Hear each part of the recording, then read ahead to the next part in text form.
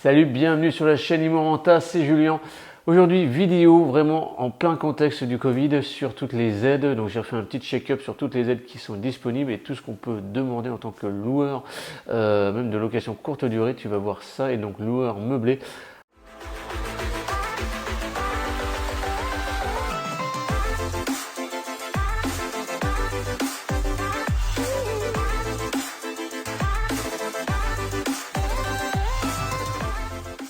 Juste avant de rentrer dans le cœur du sujet, n'hésite pas à t'abonner à la chaîne, nous mettre un like, ça nous fait toujours plaisir.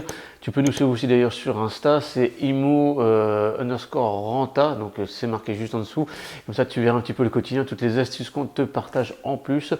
Et maintenant on va attaquer un petit peu donc toutes les différentes aides et toutes les techniques que tu peux utiliser toi en fait en tant que loueur meublé, que ce soit location courte durée, que tu sois professionnel, non professionnel, et je vais te montrer un petit peu tout ce qui existe. Tout d'abord, déjà, la toute première chose à te poser comme question, c'est est-ce que je vais avoir assez de cash en fait pour tenir jusqu'à ce que la LCD puisse se repasser dans les conditions normales.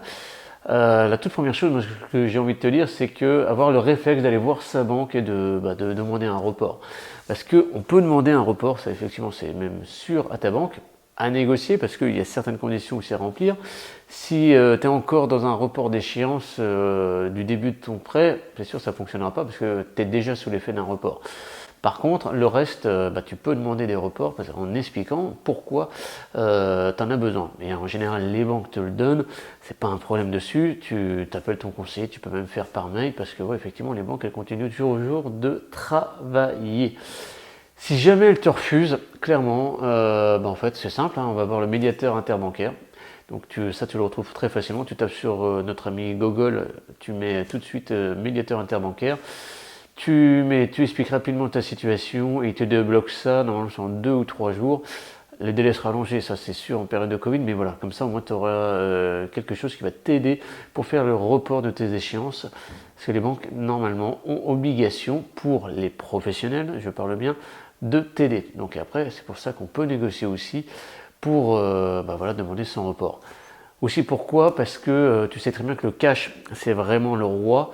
C'est absolument nécessaire de le conserver. On ne s'est pas embêté à constituer un cash pour se le faire tout manger par la crise du Covid. Alors même si certes, tu as plusieurs mois d'avance pour payer ton échéance, si tu peux bénéficier rien que d'un report de 3 mois, ça suffira pour toi à passer le cap. Et même si tu loues déjà un petit peu avant, ça te fera au pire du cash, quoi. Voilà, donc ça c'est la première chose que tu peux faire à mon sens. Les autres choses, c'est, tu sais que tu as entendu les aides de l'État, 1500 € pour les entrepreneurs. Sache que en fait, quand tu es en loueur meublé professionnel ou LMNP, normalement, tu as un RCS. Et quand j'ai regardé moi au niveau de Légifrance, c'est que tu as le droit toi de demander cette aide-là de 1500 €. Alors attention, il y a des conditions. Tu sais qu'au début on disait pour le mois de mars, il fallait avoir perdu 70% du chiffre par rapport à l'année dernière. Rectification faite par Bruno Le Maire, notre ministre de l'éco, il a dit en fait c'est 50% du CR et non 70%. Donc attention à ça, faut être vigilant là-dessus. Là-dessus, ça se fait par une demande, donc soit c'est ton comptable qui l'a fait, ou soit c'est toi qui l'as fait, donc tu te rapproches de ton comptable si tu en as un, et si tu es tout seul à te déclarer ta comptabilité, t'hésites pas. Tu le fais toi-même, tu verras, les formulaires sont plutôt simples, et ça c'est auprès de la DGFiP, Direction Générale des Finances Publiques. Les impôts, si tu préfères. On a après, si tu es travailleur indépendant ou si tu es artisan et commerçant, il y a encore 2 types d'aides encore différentes des 1500 €. Et là, on va s'adresser auprès de l'URSSAF. Donc pour tout ce qui est commerçant et artisan, tu peux bénéficier jusqu'à 1250 € d'aide là-dessus. Donc là-dessus, tu fais la demande auprès de l'URSSAF, donc ça c'est très facile. Et il y a encore une autre chose, une autre compensation qu'il va y avoir, c'est par le PCPTSI, qui lui va te donner de manière automatique sur tes cotisations que tu as eues antérieurement, directement de l'argent. Donc ça peut aller aussi jusqu'à 1250 €. Donc si tu as aussi optimisé en fait ta location courte durée, comment ça va se passer? Tu as sûrement des femmes de ménage et autres, et bien tu peux les mettre au chômage partiel, comme ça t'évite toi d'avancer forcément tout l'argent, enfin en fait t'avances et on va te rembourser là-dessus. Donc tu peux déjà utiliser ça si elles sont salariées chez toi, ok? Si elles ne le sont pas, elles sont travailleurs indépendants, ça va être la même chose, rebelote, elles vont pouvoir utiliser le dispositif des 1500 €. Donc voilà, je t'invite vraiment aussi à c'est un peu ton rôle aussi de les aider parce que peut-être qu'elles n'ont pas cette connaissance-là. Comme ça, au moins, ça permet aussi de bien garder la relation. On reste un petit peu dans les institutions. Il y a aussi tout ce qui est par rapport à la DGFiP, encore une fois, demander un report du paiement de tes impôts et voire même dans certains cas une exonération. Alors, le report, il faut déjà discuter avec eux. L'exonération, il faut vraiment que tu expliques pourquoi et comment tu serais exonéré d'impôts. Très difficile à faire, mais bon, effectivement, si tu dois licencier et tout, là, ils vont plus se pencher sur la question. Sinon, ça sera normalement un report qui va être facilement accepté. Donc, tu envoies un mail à ton centre des impôts des entreprises, parce que tu es en RCS, je te rappelle. Si tu fais du revenu foncier, c'est mort. De toute façon, déjà, tu ne peux pas faire de location courte durée. Et tu vois avec eux, tu peux même les appeler, même si en ce moment c'est quand même compliqué à les avoir, mais tu n'hésites pas, tu peux faire cette démarche-là qui peut effectivement te permettre de faire ce report-là, de sortie d'argent, de sortie de trésorerie pour payer d'autres choses qui sont peut-être plus vitales. Concernant toute la perte en fait des locations, des annulations, tu sais très bien que Booking, Airbnb, ils négocient que dalle.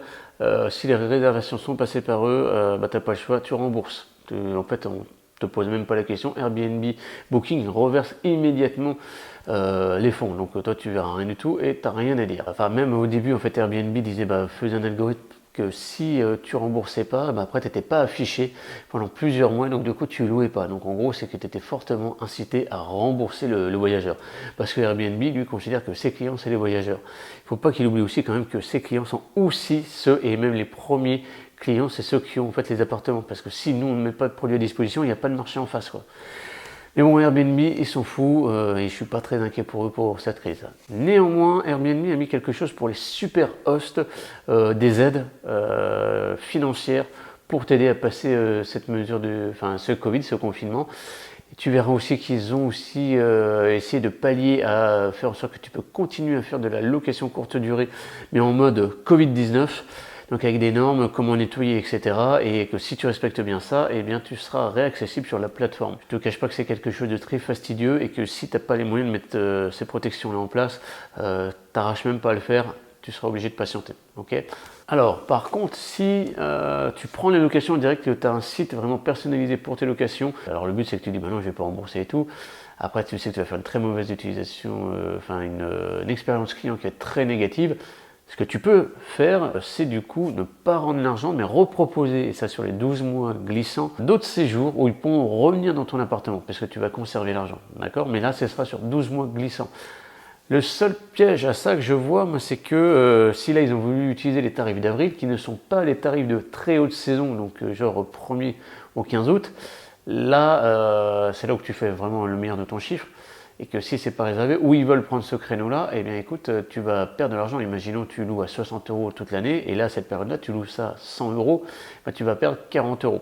Donc moi, j'ai envie de te dire, rembourse et t'attends ce qui va arriver après, ou sinon tu leur proposes une date beaucoup plus tard, beaucoup plus loin, à un tarif similaire. Comme ça, moi, ça te permet de rentabiliser quand même ta location courte durée.